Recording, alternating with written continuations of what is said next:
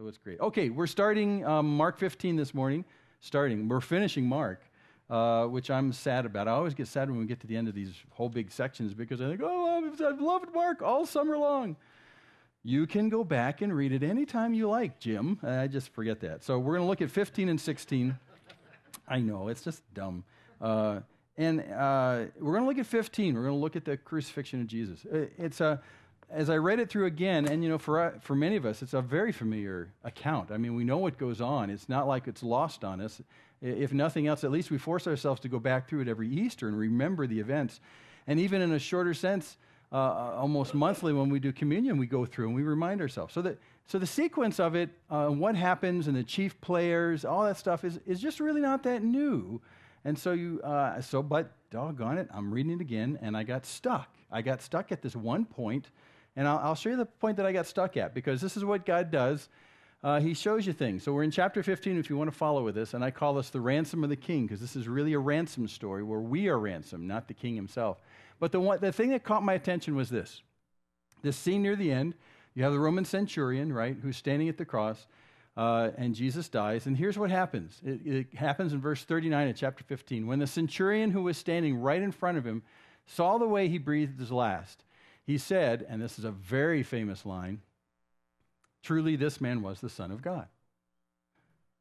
Now, here's the question that I got stumped on. I looked at that and said, what is it in the sequence of events that happens that a hardened centurion who's in charge of between 80 and 100 soldiers, that he would watch what Jesus went through that day up to the very last moment and from what he saw say, this guy's the Son of God. What did he see?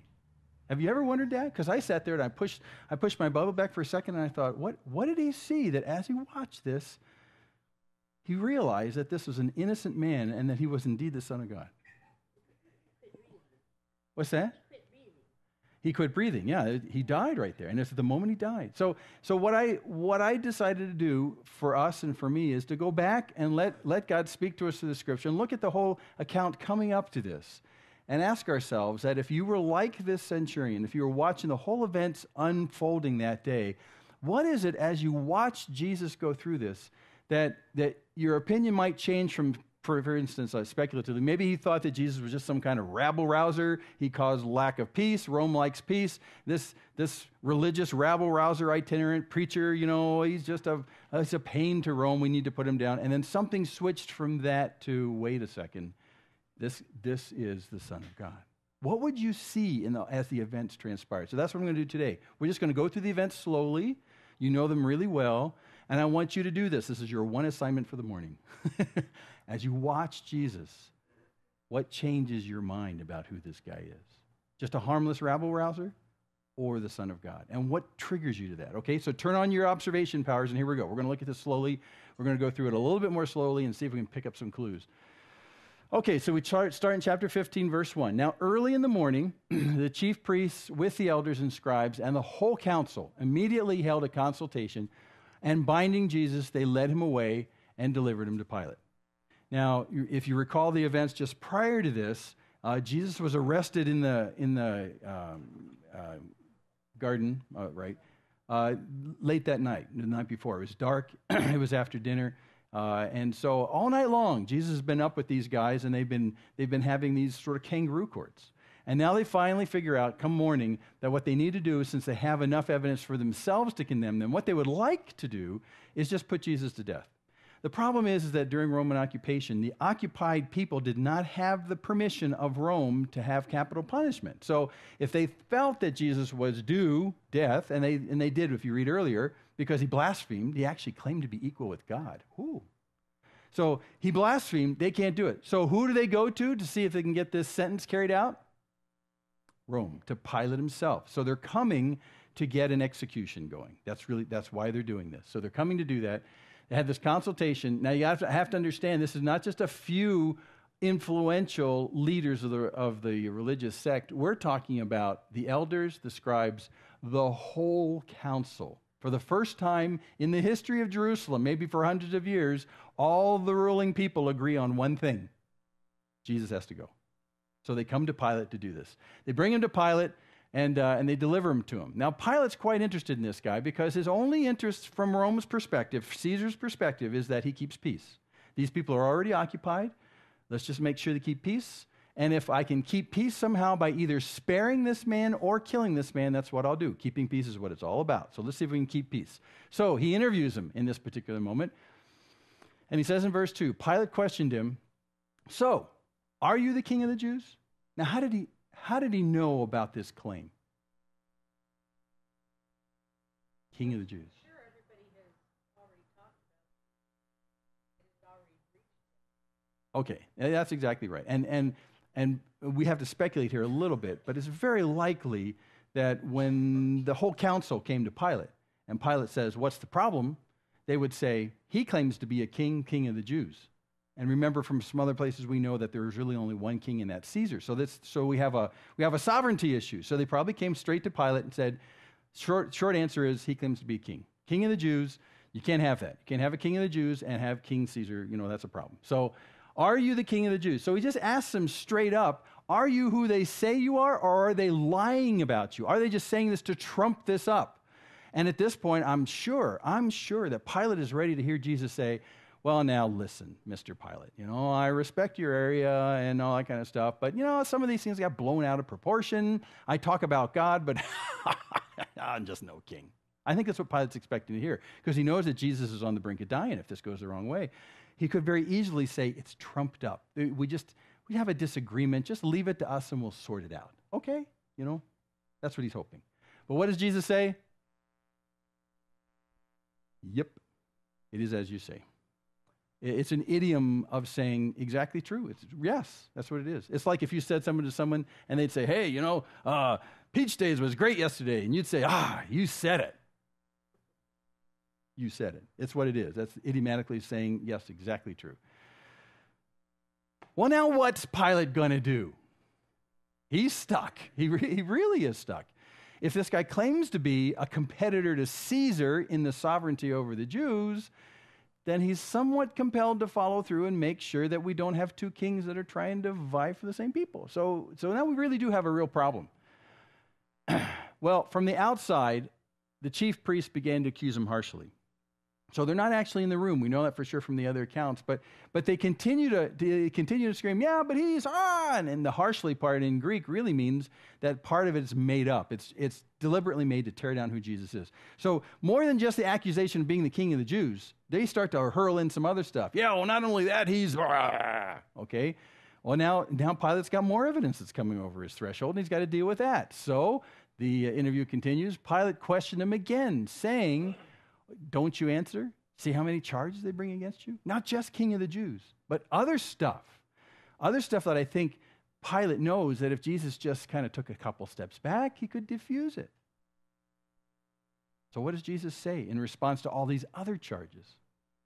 "I am he who I am." No, check this out. Yeah. Jesus made no further answer. Now, why would that amaze Pilate? I mean, these are probably cheap shot, harsh accusations, easy ones to deflect. Why is Pilate amazed? He is not believing. Well, he's definitely not believing. But you got to understand, he is the judge and the jury right now. It's in his full control. The fate of Jesus is in his full control. If you do this, if you were taken to court, if someone sued you, took you into court, you're on the defense side, with your lawyer, and the prosecution's over there, and they start the whole case, the prosecution gets up and they just start lobbing these accusations, kaboom, kaboom, kaboom, kaboom, and you listen to them, and you're rolling your eyes up like, "That's not true, that's not true, that's not true." All this kind of stuff. Harsh accusations, probably mostly false.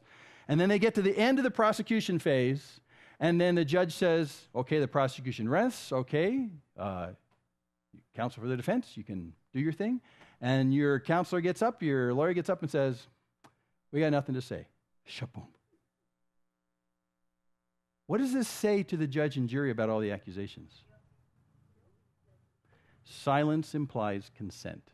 And in the Roman courts and with the Roman Pilate right here, that's exactly the case. If they hurl all these accusations and the defendant is absolutely silent, that is exactly legally equivalent to saying what they're saying is true. I have no defense.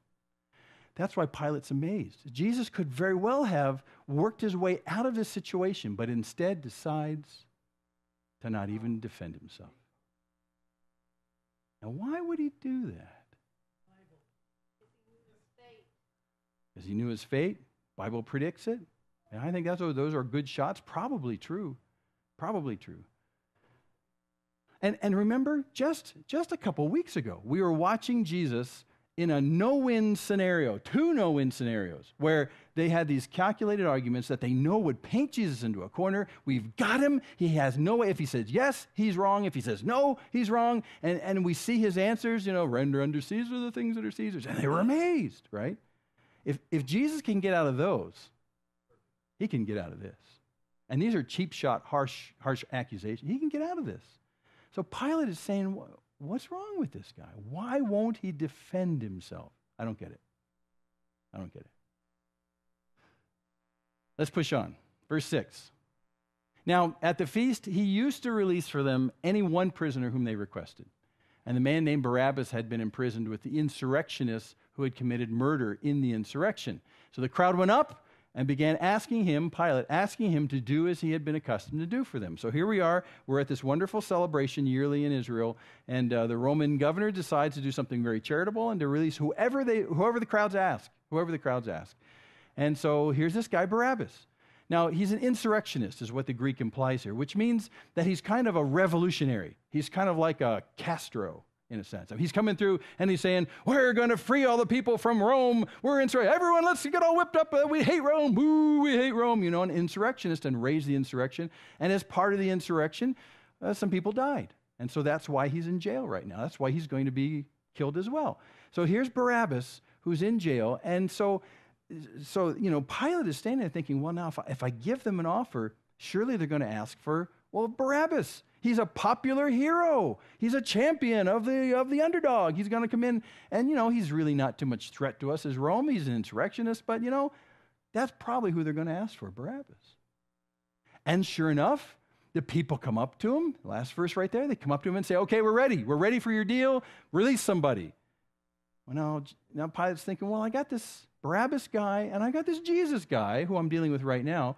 Clearly, the Jesus guy hasn't really done anything that's really worth my attention. Maybe they'll ask for him. So that's where we're at. By the way, the name Barabbas, if you read the Bible much, you start picking up some stuff about names. Do you know that someone whose name starts with Bar means son of? For instance, Peter is called Simon Bar Jonah. Bar, son of Jonah. So Bar means son. So Barabbas means son of. What's the Abbas part mean? Abba. Father. So, in this switch that's going to happen in just a split second, the son of the Father is going to be swapped for the son of the Father who will die. Interesting. Okay, we're going to move on. Verse 9, Pilate answers them, because they're asking to release a prisoner, "Do you want me to release for you the King of the Jews?" Surely this guy, if he's got this title, King of the Jews, he must be loved by the Jews. He's our leader. Surely you want me to release the King of the Jews. Politically, this is an astute move for Pilate. This would be nice, because if the crowd says, yes, release him, even though it's the leadership who hates him, there's nothing that the leadership will be able to do to counteract the fact that the people want it. If the populace want it and Pilate supports it, he's going to be released, and there's nothing the leadership can do. They can't even kill Jesus because it's illegal. They'll go to jail. They'll be killed. So this is great. Maybe Pilate's thinking they'll release Jesus. Take care of this whole problem. Verse 10, for Pilate was aware that the chief priests had handed him over because of envy. What is it they envied about Jesus?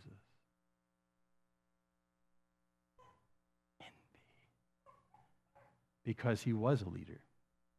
He was a more natural, powerful leader than any of them ever were. Remember, they listened to Jesus and said, he teaches as one who has authority. We've never heard a man like this before.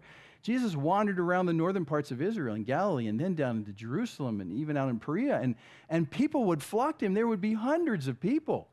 How many people were fed fish and loaves of bread? Thousands.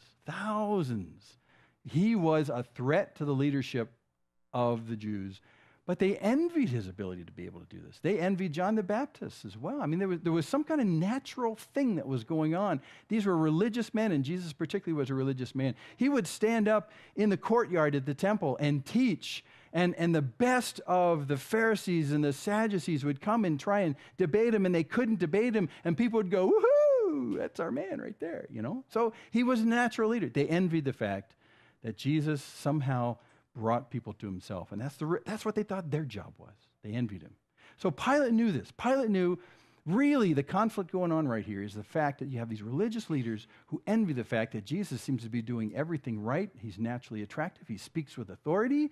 He doesn't even hearken back to any of his previous teachers. My rabbi said, no, because his rabbi. Jesus says you've heard it said, but now I say.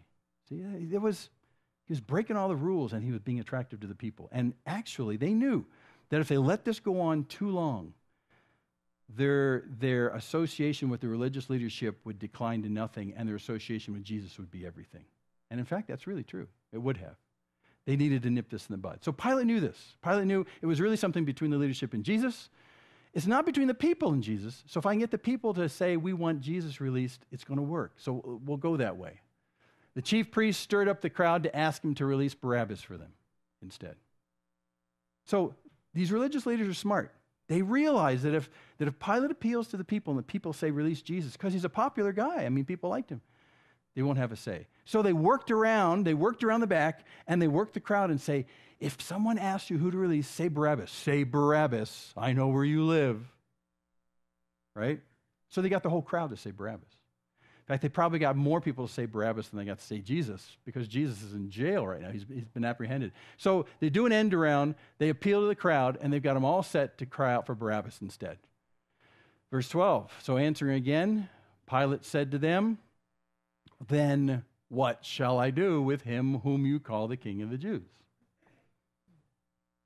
If I release Barabbas, he's free. But still, I'm stuck. And he appeals to the crowd. So what am I supposed to do with his Jesus? Who's the king of you? The King of the Jews. He's your king. So what do you want me to do with him? And we know the answer. They shouted back, crucify him. Crucify him. They're dupes. They've been put up by the religious leaders who envy him, his leadership. They envy how he taught. They hated how attractive he was to people. They told the crowd, scream out for Barabbas, and then scream out that Jesus should be crucified. That's what you should do. And they did it. Now, Pilate is an astute politician. So wishing to satisfy the crowd, he gives in. Pilate released Barabbas for them, and after having Jesus scourged, he handed him over to be crucified. Now, Pilate gets a pretty bum rap right here, and he really ought to. He really ought to. In other places, other parallel accounts in other Gospels, Pilate comes out very clearly to say, I see nothing wrong with this man. I see nothing guilty that I, as Rome, as Caesar's emissary, should do anything about. There's nothing right here.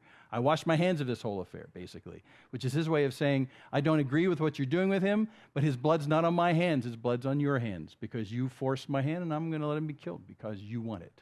That's your problem. It's not mine. But Pilate, if he had been a man of backbone, would have stood up for the laws of Rome and would have said, no, what you're doing to this man is wrong. I find no guilt in him. I'm going to protect him by all the power of Rome. But he doesn't. He gives in because, after all, he's a politician, wishing to satisfy the crowd. Now, that actually played into what he's been called to do from Rome. From Rome, he's been told that you need to keep the peace in Israel. And he sees this as the shortest path to keeping the peace in Israel. After all, the religious leadership will be happy. The people screaming from the crowd will be happy.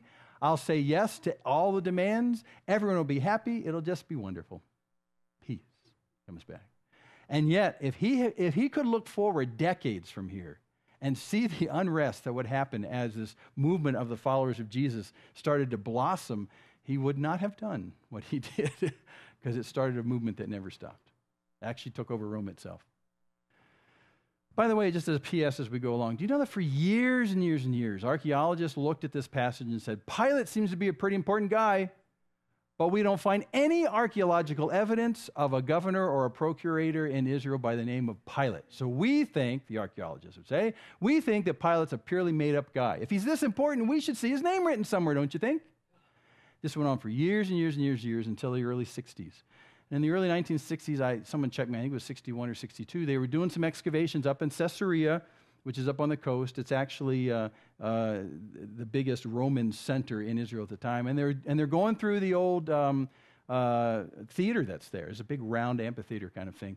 And as they were excavating through what was left of the structure, because they were going to rebuild it, they pulled out some old stones that had been reused. They'd been used for one thing, and then now they used them for something else to prop up part of the theater. And as they took that out to strengthen the theater, they took one of those stones out and turned around, and there was something written on the face of this stone. And there was Pilate's name. Wow, that's kind of cool. Yeah, it's awesome. So to this day, if you ever go to Israel, go up to Caesarea, which is on the north on the coast. They actually have a replica of that stone out there so you can take a look at it. The real stone's in the Israeli Museum. But there it is. It says Pilate, and all the references there put into this timeline, there he is. And all the archaeologists went, never mind. Okay, the story goes on. Verse 16. The soldiers took him away into the palace, that is the praetorium. That was the big housing area where the guards, the Roman guards, were actually adjacent to the temple area, and that's where they stayed. They took them to basically where they're all bivouacked, right there. And they called together the whole Roman cohort. Now picture this for a second. They decide it's going to be fun time in the praetorium. So they're going to make a big deal out of this. This guy's called the King of the Jews. Let's pull out every one of the soldiers we have here. A cohort, by the way, is roughly 6 centuries of troops. A century is between 80 and 100 troops. So we're talking somewhere between 500 and 600 men. They all come out and they muster, all 600 of them. And they're going to do this incredible thing. They're all, you would think you don't muster the cohort unless there's insurrection has happened and there's storming the Temple Mount or something's going on and you bring out the whole cohort. But this time we're going to bring out the entire cohort, 600 soldiers, so we can make fun of this man called the King of the Jews. 600 of them. By the way, as we're talking about Roman soldiers, you'll need this in just a second. A cohort is about 6 centuries. A century was governed by a centurion. Yeah, it's kind of cool. And a legion, so you have a century, which is about 80. It's 80 to 100. And then you've got a cohort, which is about 6 of those. So you're talking about 500 to 600. And then you have a legion, which is after that. A legion is, anyone know how big a legion is? It's about 6,000 troops. You're going to need to know that in just a second, okay? So here we go. They called together the whole Roman cohort. And what did they do? Verse 17, they dressed him up in purple, and after twisting a crown of thorns, they put it on him, and they began to acclaim him. And what did they acclaim? In the words of how you always addressed Caesar himself, "Hail, King of the Jews." If you've watched any Roman movies, remember? "Hail, Caesar." That's what they did. "Hail, Caesar."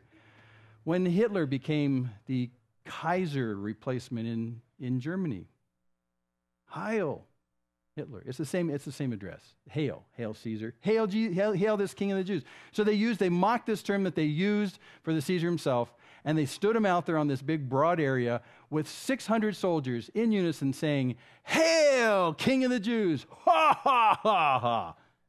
All bound up. See the remarkable thing going on here? Hail, King of the Jews. Yeah, right. They dressed him in purple. Why purple? Do you remember?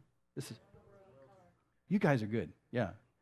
Purple was a very expensive dye color, so only royalty had purple when they wore purple. And so they found some purple from somewhere. I don't know where. Probably the lowest order person who had purple might have been a centurion, but it might have been actually someone a little bit higher than that. And they borrowed this purple robe and put it on him to make him look like a king, to make him look like something. They're thinking, let's make him look like a king. Put some purple on him, and then we'll go, "Hail, King of the Jews." It'll be a great afternoon of fun. And that's what they did. Well, you put purple on him, you also have to put a crown on him. And in Israel to this day, you can find these plants. I remember my mom had one that we grew in our house. It's called a crown of thorns kind of vine. Nasty. I played with it as a kid. You don't play with things like that as a kid. It's a nasty thing. They took that, they wrapped it around in a circle, and they put it down on his head to give him a crown and a purple robe. and 600 indignant, mocking Roman soldiers hailing him like they would Caesar in town, but he's the King of the Jews.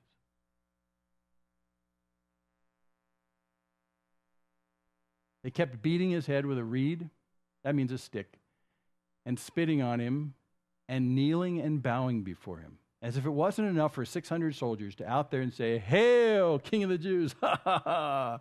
Then they actually came up and they kneeled before him. Yeah, right, like we do with Caesar. They mocked him so completely, exactly what they do with Caesar. Kneeling, bowing before him. After they had mocked him, they took the purple robe off him, because after all, it was expensive and belonged to someone else they borrowed it from. And they put his own garments on him, and they led him out to crucify him. Great fun had by all. Roman soldiers that day looked at this man and said, "He's no king. He's no king." Now, turn back the clock for a second. Remember when he was arrested in the garden? Remember that? And remember, one very impetuous apostle whipped out a sword, whose name was? Peter. Yeah, okay, good. You're with me. And he lopped off the ear of the servant of the priest, right? Lopped off his ear, hits the ground. Jesus picks it up, sticks it back on his head. And basically at that point, Jesus says to Peter and all the other apostles who might have been playing with their swords for a second, he says something really quite profound. He says to them all, he says, "You know what? We don't need swords right here. Don't you know that if I needed to, I could call down 12 legions of angels?" Now, how many is a legion? 6,000. 12 legions is 72,000. He says to Peter in the garden when he's getting arrested, "I have at my disposal 72,000 angels. You might as well put your sword away, because we haven't called them into battle." 72,000. Here he is standing in a courtyard with 600 soldiers. What could he have done at this moment as the king of an army of angels? 72,000 angels. Could have mowed these guys down in a heartbeat. In fact, we know that angels are so capable, it doesn't take 72,000 to do it, what you need to do. In fact, King David, as he watched because of the curse that he brought upon Israel because of his sin, he watched as one angel approached the city of Jerusalem to destroy it. One angel. Now, God relented as David's heart repented, but it only took one angel to take down Jerusalem. 72,000. So if Jesus really is a king is in charge of an army. An army subjugates and subdues its enemies. If this man really is a king and he's standing in front of 600 of his enemies who are mocking him, surely he'll call his army in. Is he a king? Well, the Roman soldiers didn't think that was a threat. So they mocked him, and they led him away to crucify him. Let's move on. Continue the story in verse 21. They pressed into service a passerby coming from the country, Simon of Cyrene, the father of Alexander and Rufus, to bear his cross. I pulled this picture out. It's unusual because it's the only one that shows that Jesus totally fails carrying his cross. I mean, he's actually on his face on the ground. It has so defeated him. And they're moving him along the city, and they find someone who's in town, probably for Passover, because he's in from quite a long distance. Cyrene, you know where Cyrene is? This is kind of Bible trivia morning, isn't it? Cyrene, it's presently where Gaddafi used to live. It's Libya. Cyrene is in Libya. It's on the tip of Libya, and where Libya comes out and touches the Mediterranean Sea. It's Cyrene. So this guy has come all the way from Libya to be here for this day, to be here for Passover, and he just happens to be in the crowd. Jesus fails in carrying his cross, and so the Roman soldiers pull him out and say, "You carry it," and they pull him out, and they put him under the cross to carry the cross instead. By the way, there's one little piece of historical trivia, too, just to let you know. It probably wasn't the whole cross with the vertical part and the cross member. It was probably just the cross member, which, by the way, is a pretty heavy kind of thing anyway. But he fails to carry it, and this man is pulled in instead. And Mark adds for us a nice little clue right here. He says, this guy, Simon from Cyrene, he's the father of Alexander and Rufus. Many people think that Alexander and Rufus came to some prominence in the church after that. And so when this letter circulated around various areas, they say, Simon the Cyrene, I don't know who that is. Oh, the father of these guys. Oh, we know them. Wow, I'll go talk to him. So it was one way that they kind of implanted the names of these guys so they could go actually find out. Tell us about what your dad experienced that day when he carried the cross for Jesus. Father of Alexander and Rufus. Now, why did the Romans have him march that cross through town? Did they not have enough soldiers to carry all the equipment to crucify Jesus? I mean, after all, they had 600 of them making fun of him. Surely a couple of them could have carried all the equipment they needed to crucify him. Now, part of the process of the crucifixion isn't just to kill somebody. I mean, you can do that with one quick sword thrust. I mean, the issue is to make an example of the person who's being killed. You wanted to take them and not only have them die in excruciatingly slow process, but as they die slowly, to be like a billboard to everyone who passes through the area that don't do what he did or this will happen to you. And so it was very common for the Romans to take, especially insurrectionists like Barabbas, and mount them up on crosses right next to the highway. That's why I say billboard. They would find a place where people pass by and say, this looks pretty good right here. Everyone will see him. And so they'd crucify him. Well, part of the process of serving notice to the people in the town, not just the travelers on the road, but the people in the town, was to march him through the center of the town and basically in the process say, this man is going to die because of what he did. They usually carry his sign around before it got put on the cross. In fact, in this picture, you'll see a guy holding the sign in the back, holding the sign saying, this is why he's dying, and he struggles through the streets, and people look out the windows or come out in the streets and say, what's going on? What's the commotion? There's someone who's going to die. What did he do? King of the Jews. And so they'd march him through town, serving notice. And then finally they get to the place by the nice piece of traffic area. They crucify him so everyone coming and going will say, wow, I'm not going to do that. Now this is Passover. There are, some estimates, over 1 million people in town right now. And if you go to Jerusalem, you realize it's not that big a place. You can walk across the walled part of Jerusalem in about half an hour. It's not a big place. Over 1 million people, and they're staying all over the place. There's not even enough hotels in town to take care of them. They're sleeping out in gardens, like the Mount of Olives area, like Jesus did. And they're all over. They're traveling everywhere. So the whole idea about Jesus being crucified in a high traffic area, this was really a high traffic area. Millions of people will see him. It's one of the most incredible ways in which God could broadcast what was going on, because people from all of all of Jewish world were in town. They were served notice in one fell swoop that day who this Jesus was. So he carries us through the town. He fails to carry it all the way, and Simon subs for him. Verse 22. Then they brought him to the place called Golgotha, which is translated place of the skull. It's probably not a name for the skulls that are there, but probably what the hill looked like.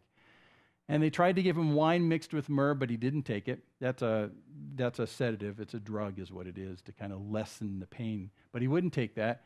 24, and they crucified him, and they divided up his garments among themselves, casting lots for them to decide what each man should take. That was a standard perk for the soldiers who were doing this.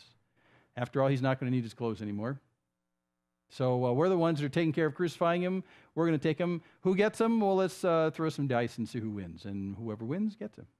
That's what they did. Verse 25, it was the third hour when they crucified him. When they do hours in the New Testament, it's hours since sunrise. So this right here, this third hour is actually 9 in the morning. So it's 3 hours since sunrise. Sunrise is about 6 in the morning, so it's about 9 in the morning. So sure enough, this has really proceeded quickly. They arrested Jesus the night before, and they went through the entire trial through the night. They brought him to Pilate early in the morning when Pilate's still rubbing the sleep out of his eyes and saying, well, okay, what's up today? And now he's on the cross by 9 in the morning. It was fast work, very fast work. Third hour, they crucified him. The inscription of the charge against him read, the King of the Jews. Now remember, in another parallel account, the leadership saw that on the sign and said, that's not quite right. We don't want to say that. Remember what did it say? The religious leadership said? He said he was King of the Jews. And Pilate says, nope, it's going to stick, King of the Jews. Ironic, because it's exactly what he is. Exactly what he is. The Messiah is the anointed one. When Gabriel came to Mary, when he was announcing the fact that she was going to have Jesus, Gabriel says, listen, his reign will never cease. This is the king of the Jews. Just no question about it. King of kings, Lord of lords. He's the guy. King of the Jews. Verse 27, they crucified 2 robbers with him, one on his right and one on his left. Now, don't miss the symbology of this as well. Remember Jesus, after he rises, goes and sits on the right hand of the Father? Remember that?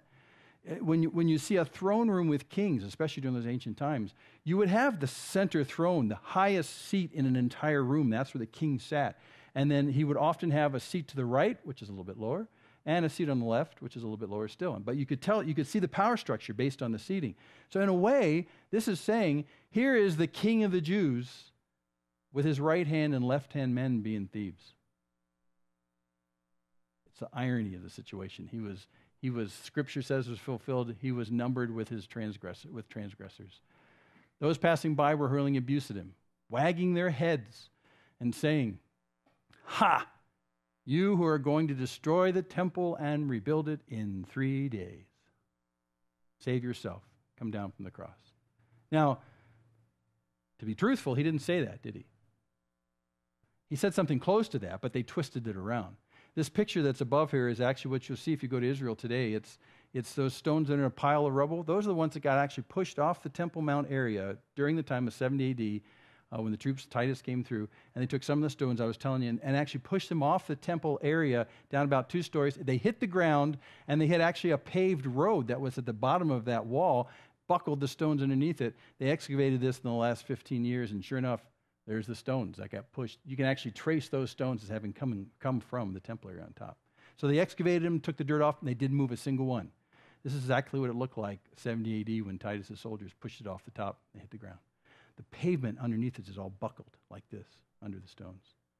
Well, this is not what Jesus said he was going to do. Destroy the temple and I will rebuild it in 3 days. Save yourself and come down from the cross. But he did say, if you destroy this temple, 3 days later, it'll be back. They misunderstood he was talking about himself. But they twisted it, saying, you're a man of power. You claim to be able to take down the whole temple. Sure, take it down and rebuild it.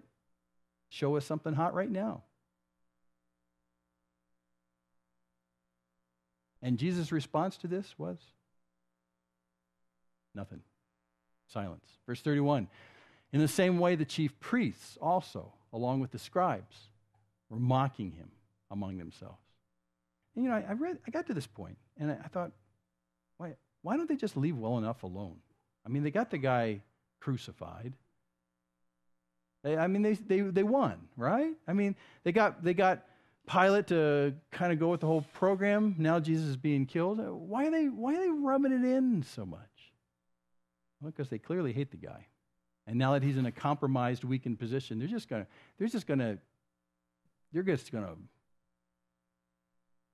push his face in it. They're just gonna, so they keep going. They mock him among themselves and they say, he saved others.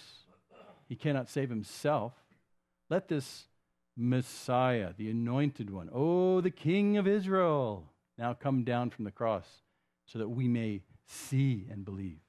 Now, come on, would they actually see and believe if he did that? No. They asked for miracles before. Jesus said, miracles aren't going to do it for you. In fact, if Jesus hopped off the cross at this point based on their charge, and with fire in his eyes, those guys would have run out of the area with their hair on fire. They wouldn't submit to him and say, I guess you are the Messiah. Oh, sorry, that was our mistake. And I don't think they'd do that. They are dead set in their heart to oppose this man regardless. And so now they're saying, sure, come off the cross and prove who you really are. Ooh, the Messiah. Ooh, the King of Israel. Ooh, yeah, we'll worship you. No, not. They won't. They're just kind of twisting the knife a little bit more. He saved others. Back to Bible trivia. Who do you think they're thinking of? He saved others. Lazarus, I think. I mean, they might have seen more, but we know they saw the raising of Lazarus. That word got back. That guy Lazarus got a contract on his head because of that. And they said they started to try and kill Lazarus. Why? Because, well, darn it, every time he walks around, everyone will say, weren't you dead? He says, yes, I was. Jesus raised me. No! So, they were out to get Lazarus as well, put a price on his head. Hated that. He saved others. He saved Lazarus when he was dead 3 days, and his sister said, Jesus, he stinketh. He was rotting, it had been so long. He stinks. That's literally what it says. He stinks. And he came back to life. He did that for Lazarus. Now, there was other stories. There were other people that came back to life. Remember the daughter that came back to life? Yeah, the little girl. And he healed people who were on the brink of death. I mean, it's like he saved all these people, and we're getting all these reports from everywhere they did that. And our firsthand account of Lazarus, just in the recent month, he'd done that. He saved others. Can't save himself. He's a fraud. Those were probably frauds. He's a fraud. He can't do anything. Come down from the cross and we'll believe. No, you won't. And Jesus' snappy comeback to this from the cross? Nothing. Those who were crucified with him were also insulting him. Who was crucified with him? The two thieves. In the plural, both of them were hurling abuses at him. Everyone was in on this game. Passers-by were hurling abuse at him. The religious leaders were hurling abuse at him. And the guys who were actually on crosses on his left and right were hurling abuse at him. Now, if you're a Bible reader, you're saying to yourself, wait a second, didn't one of those guys? So interestingly enough, at this point in the story, they're both mocking Jesus. And then somehow, based on what he sees, one of them turns. Because by the end of the account, he says, Jesus, when you come into your kingdom, think about me. And Jesus says, this very day, you and I will be in paradise together. He changed. So now I've got two conundrums on my hand. What is it that the centurion saw that made him flip? And what is it that one of the thieves on the cross saw that made him flip? I'm not getting any fast answers here. But they're seeing something that's remarkable. It's unusual, it's supernatural, it's different that makes them switch. Maybe? Well, keep thinking like that. You're thinking like that, right? Now you have to start thinking like the thief as well as the centurion. They both flipped. Yeah, Father, forgive them. That could be it. Yeah. So well, I agree. I think it was something about the whole day that came down. That's what we're going to speculate about in a second, because it was powerful for these two men. 33. When the 6th hour came, 6 hours after dawn would be noon, okay? When the 6th hour came, darkness fell over the whole land until the 9th hour, and of course the 9th hour would be 3. So he's crucified at 9. By noon, the place goes dark. And then by 3 o'clock, it's still dark. 3 hours of darkness. What happened? We don't know. But it's very unusual. 3 hours of darkness. The whole land until the 9th hour. Some people have speculated and said, well, it's a solar eclipse. I've been in a solar eclipse when I was a kid on the East Coast, and it didn't last 3 hours. It lasted about 3 or 4 minutes. I mean, where it got really dark, and the birds and the dogs started making noises, and then, it came back up again. That's not it. So something very unusual happens that he records here. In the middle of the day, at noontime, the place goes dark. Now, there's one interesting thing going on. Over at the temple at this time, they're in the process of sacrificing as many lambs as possible before sunset. Because you sacrifice your Passover lambs, and that night you would actually eat the lamb, but you had to do it before sunset. So there's this manic rush at the temple with family leaders and stuff like that, bringing their lambs up to the priests at the temple area. They're slitting their throats. They're doing stuff with the blood. There are literally tens of thousands of lambs being killed at this very moment before the sun goes down. And all of a sudden, the sun goes down at noon.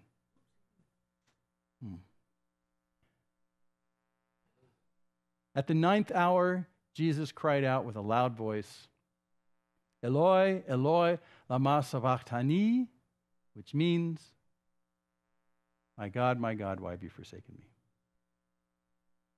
We could talk all day about this. But in a real sense, at this point, God has taken the sins of all mankind and placed them on his Son, and now has left him so that he'll die in payment for that. Now, the people around hear him say, Eloi, Eloi. Some of the bystanders hear it, and they mishear it. They begin saying, behold, he's calling for Elijah. They think he's saying, Elijah, come get me. Well, and Jewish lore, because of what's predicted in the minor prophets, is that before the Messiah comes, Elijah will come back. And Jesus earlier in his ministry said, John the Baptist, in a sense, was that Elijah. He was the guy in that sense. So they're thinking, well, maybe he's calling for Elijah. Elijah is the superhero of all the prophets in the past, with the prophets of Baal and brought down fire when the wood was wet, all that kind of stuff. So they're thinking he's calling for Elijah to come help him, because if anyone can help him, Elijah can. So someone ran, filled a sponge with sour wine, and put it on a reed and gave him a drink, saying, let's see whether Elijah will come to take him down. Kind of an odd sequence right there if you think about it. But what they were saying was, it looks like Jesus is close to the end. It looks like he's calling on Elijah. If he really is some kind of prophet guy, maybe he can actually make Elijah come. Let's see if we can lengthen Jesus' life for a little bit. Let's give him a little sustenance and keep him awake a little bit longer, and maybe give Elijah more chance to come in and swoop in like a superhero and save our favorite guy, and we'll see cool things happen today. So this is actually an attempt to extend Jesus' life long enough for Elijah to engage on his behalf. That's what it is. It's kind of a merciful thing. Let's see whether Elijah will come and take him down. 37, and Jesus uttered a loud cry and breathed his last, and the veil of the temple was torn in two from the top to the bottom. The temple. Let's go to that for a second. Here's a cross-section of Solomon's temple. We know what was inside it. It's very well defined in the Old Testament. There's no mystery here. There are no sacred secrets about what's inside the temple here. It's all written down. And here's what it looks like in cross-section. You have what they call the porch on the far left over there, where some priests could come sort of into that part. The center of the part is called the holy place, right there in the center. And then the very far left is the Holy of Holies. Now, not anybody could come into this structure. It was very heavily regulated. Who could and couldn't? And it's back in the Old Testament again. Priests could do it. They could come in the porch area, and they could come with some restrictions into the holy area in the center. In the center, there was the showbread. There were loaves of bread that were put out there that were baked fresh every day. It was one of the pieces of bread that David actually ate when he was fleeing from Saul. There's also some censers in there that are burning smoke that smelled really good, that pictured kind of like the prayers of the saints going up. There's a lot in there that's well specified. But that room on the far right, nobody goes in there except once a year on the Day of Atonement, and one of the highest priests would get a chance to go into that area and offer, for the sake of the sins of Israel, atonement for the sins. Once a year, you could go in there. Now, the door that goes between the holy area in the center on the Holy of Holies on the right is not really a door. It's this thing right here. It's actually a large curtain, very thick, large curtain, and it's separated the outside from the inside. In a real sense, it was a symbolic way of God saying, I live on this room in the right. That's, the Ark of the Covenant's in there that has a copy of the Ten Commandments. It's got Aaron's, rod that budded. It's got manna in a bowl in this thing on the right. And it's got these huge two golden cherubim that are kind of protecting it. But in a real sense, this looks like a throne room for a king. And it was meant to look like that. And where does the king sit? In that room on the right. It was a way of saying, God saying, I am the ruler of Israel. I'm the king of Israel. And here's where I can be found, right over here. But not anybody could come and see him. Everyone was separated from this great king because of their sinfulness. And only once a year, one person representing the entire nation could go in there. And it was that thick veil, they called it, thick curtain that separated and kept the wrong people out. It was a way of saying, God saying, I want to be in your midst. I want to rule you because I love you. You're my people. I'll be your God. I'll be your king. But unfortunately, as citizens in my kingdom, you're tainted by sin, and you can't come into my presence. I want to be in your midst, but you can't be in my presence. We got a problem here. Whole Old Testament works on this theme. Hebrews works on this theme. So what does it mean when that protective curtain gets ripped in half?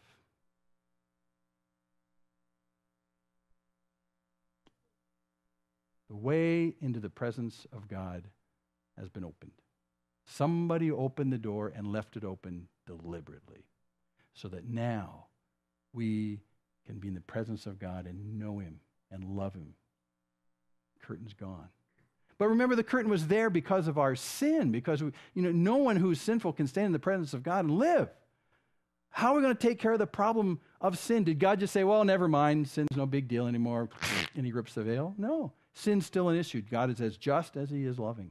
And so in the midst of doing this ripping process, God is saying very obviously to any Jew, The issue of sin that has separated you from me has been taken care of.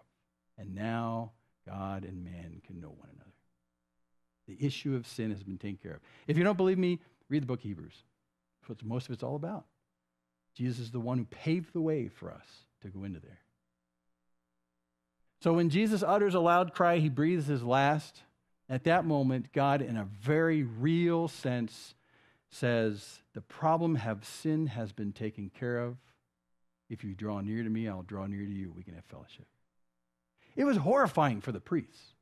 I imagine there was a bunch of them in that room at that time, and they saw this thing rip, and they went, ah, ah! And they probably all ran out of the room because they're not supposed to be in the presence of God, but the presence of God was coming to them. I think they ran away with their hair on fire. Really. It was scary. The veil of the temple was torn in two from top to bottom. So,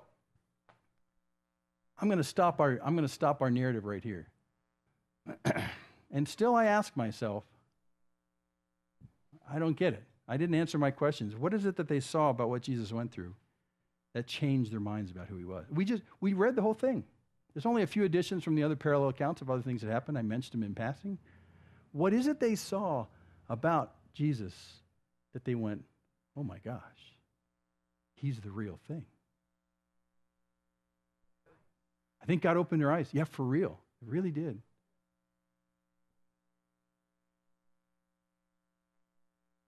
Seed has to be drawn out and grown. Yeah. I'll speculate a little bit with you here as well, too. Listen to the dialogue that went on that day. And I'm just going to recount everything that was said, just what was said. Whether it came from Pilate or anybody. Are you the king of the Jews? Do you not answer? See how many charges they bring against you? Do you want me to release you to the king of the Jews? Release Barabbas! Then what shall I do with him whom they call the king of the Jews? Crucify him! Hail, king of the Jews! Ha! You who are going to destroy the temple and rebuild it in 3 days, save yourself and come down from the cross. He saved others, he can't save himself. Let this Messiah, this king of Israel, now come down from the cross so that we may see and believe. Ha! Behold, he's calling for Elijah. Let us see whether Elijah will come to take him down. And what did Jesus say that whole day? Pretty close. He said first, it's what you say, Pilate. I'm the king. And the second thing, he wasn't defending himself.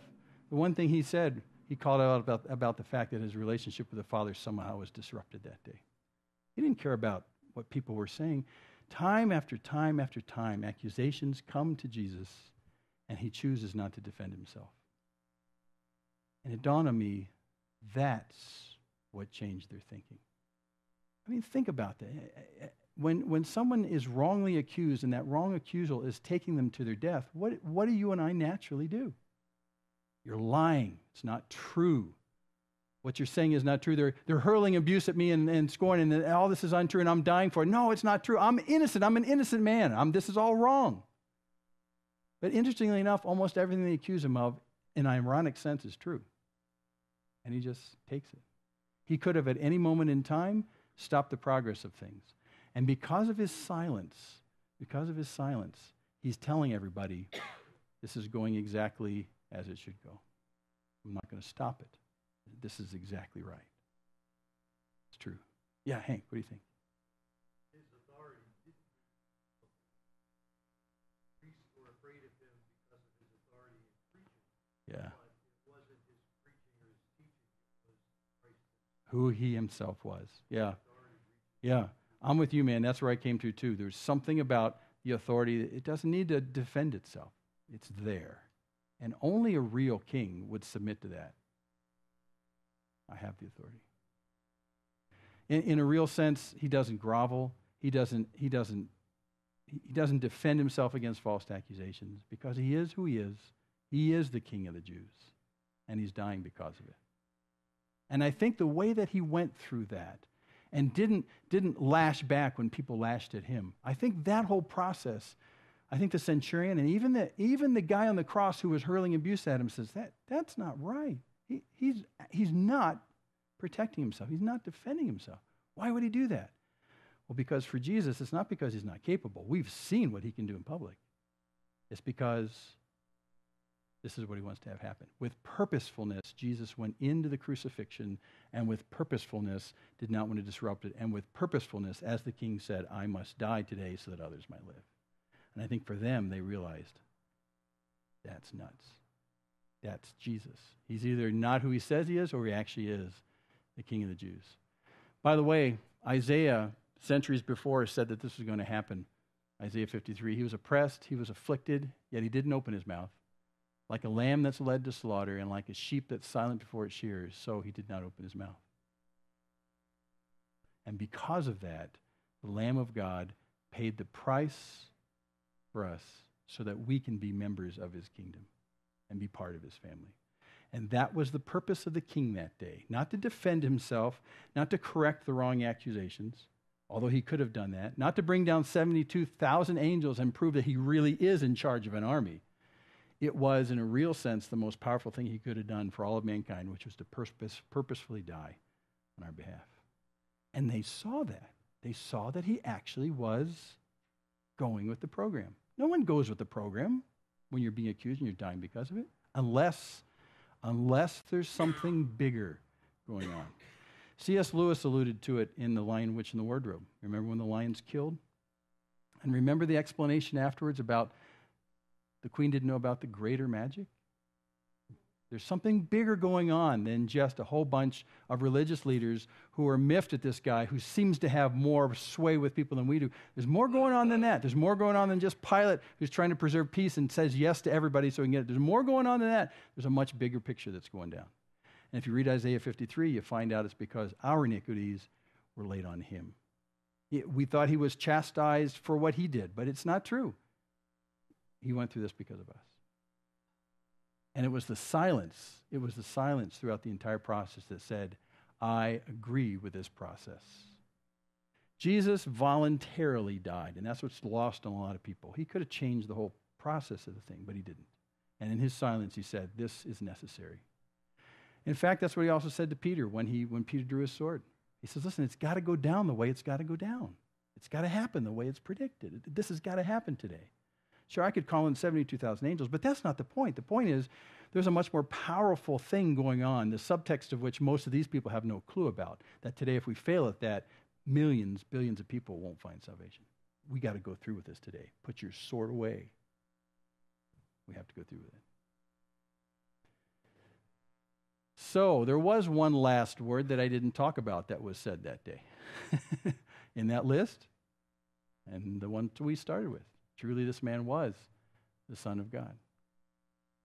One other speculative thing, and I don't know if this is true, but Mark's passage itself says a very curious thing right before this. It says, as the centurion saw how he breathed his last, he said this. Your imagination can run for a long time. We don't know what it was and about how Jesus breathed his last. But I think for the centurion, what it's saying in the dialogue, in this narrative, is that the centurion is thinking about this probably all day long. And it's not until he sees how Jesus breathes his last, he goes, that's it. This guy really is the Son of God. What do you think Jesus did when he breathed his last that clinched it for the centurion? And I don't know the answer to this, by the way. We're just going to speculate for a second. As Jesus breathes his last, the centurion goes, he was the Son of God. What do you think?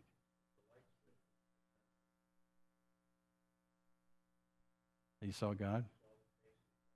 Yeah.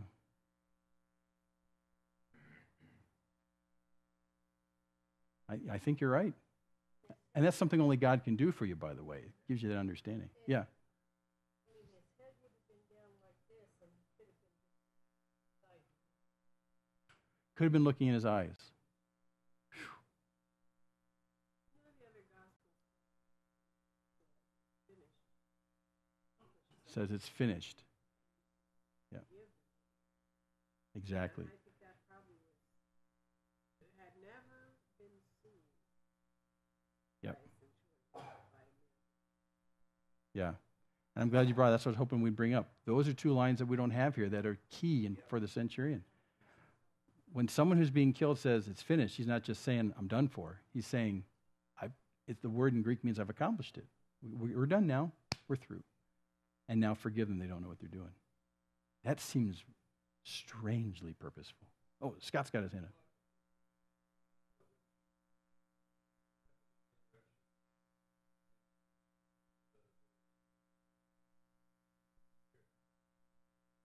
He breathed on them the Holy Spirit. Yeah. Yeah. Yeah. Yeah, and even the Holy Spirit is, in the Hebrew words, means a breath in a sense. It's air. So, I don't know. We could speculate all day. I was thinking about this, and I thought, it would cinch it for me if I was a centurion. Partially through those last words, it's finished, forgive them for they don't know what they're doing. What if he was looking at me when he said, forgive him, he doesn't know what he's doing.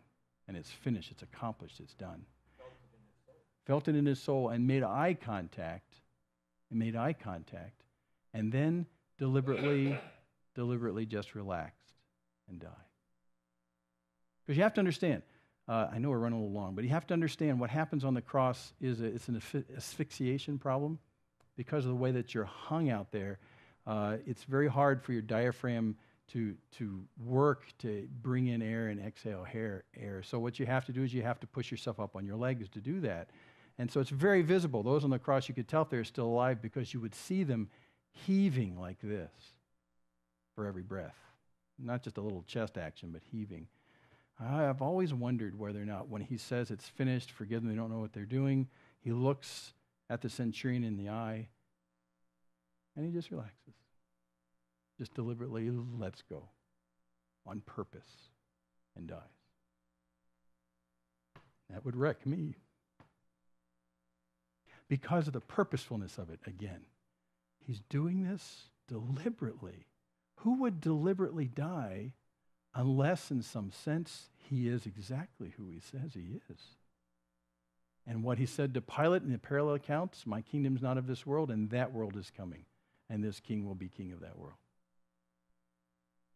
I think all day long, even as the accusations were hurled at Jesus, and the other thief on the cross is hurling the same kind of stuff, and he sees that Jesus doesn't respond, that Jesus very purposefully is on his way out of this world, and it's deliberate. And I think the other guy says, wait a second, that's strange. And so his key word to Jesus on the cross is, when you come into your kingdom. He knew that the kingdom was still to come, and he would be the king. So he says, when you get there, would you remember me? And Jesus says, you bet. Today, you and I in paradise. There was one more word, and we're going to close with this. Happened a couple days later in this place where he was buried. By the way, if you don't know the story, Jesus came back from the dead. So, and we read this morning earlier. The angel's in there, Mark 16, verse 6. Don't be amazed, you're looking for Jesus the Nazarene. So we pinned down who we're looking for, who has been crucified and he is risen. He's not here. Behold, he's in the place where they laid him. Behold, here's the place where they laid him. But go tell his disciples and Peter, who denied me 3 times. And Peter, he's going ahead of you to Galilee. There you'll see him just as he told you. And at the end of the story in Matthew, Jesus says, lo, and I'm with you always until the end of the age. His promise not only to them, but to us, that relationship with him, with the risen Christ, is actually really possible. Paul said if Jesus didn't raise, we're the most to be pitied. Because where's life? It's with the risen Jesus, the one who died on our behalf and rose again. I'm going to stop right here. But if for you, you know this story. If you've never actually committed your life to this one who died for you, the problem is, although he did this before we were even around, it won't work for you until you actually give your life to him and follow him. John 3:16 says, whoever believes in him, believes in what he did and who he is and that he's the king, they won't perish. But those who don't make that process of the will perish. This isn't just a blanket salvation, and all of us who walk around rebellious benefit from it. It's not. You actually have to make a decision. Say, Jesus, I understand you loved me. You died on my behalf because of my sins, not because of your sins. And you did this act purposefully and deliberately so that I might benefit. By his wounds We are healed, it says in Isaiah 53. If you're unsure about whether you've ever done that before, you can do that really simply today. You can just ask him as we pray in a second and say, I never understood you did this for me, for my sins. But I want to be part of your kingdom. I want to be part of your family. I want to come to know you. I want to go through that separator that separates sinful me from this God who loves me so much, that veil. I want to know you. I want to know who you are. I want to know your love. You can just do that in prayer. That's what many of us have done. Radically changed the course of our lives. Radically. So let's just pray. We'll close this out. Lord, this account is so familiar. And yet as I stop and walk through it almost in slow motion, I'm as struck as ever before. Your incredible love for us.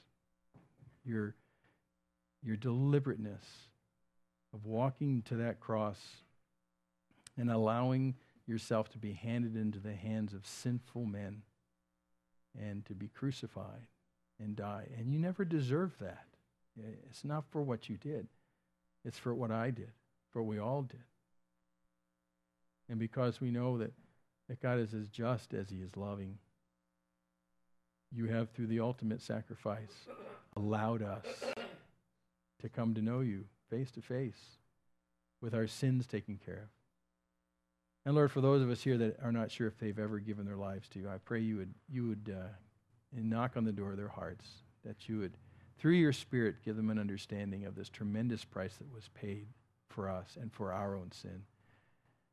That they would repent of that sin and say, God, I'm sorry, I want you. I want you and you alone. And give their lives to you. Let you be Lord of their lives from this point on. Lord, you are so good to us, and we are so staggered by the price you paid. It may be free to us to accept it, but it cost you tremendously in the life of Jesus. Lord, we love you so very much. And this one act of love, which has been written indelibly in the timeline of human history, continues to come back and melt our hearts afresh. We pray that the news of it would also melt the hearts of those around us who don't know, who have never grasped, who just haven't got an inkling about what's going on. But Lord, there are some that we know whose hearts seem harder than a centurion's and harder than a crucified thief. And yet, Lord, you open their eyes and you change their hearts and they run to you. We pray that you would communicate that through us, through our lives, in this place, now and forever. Thank you for your great love for us, shed through the blood of Christ, who rose on our behalf as well, so that in dying with him, we might live with him as well. So thank you now in Jesus' precious name. Amen.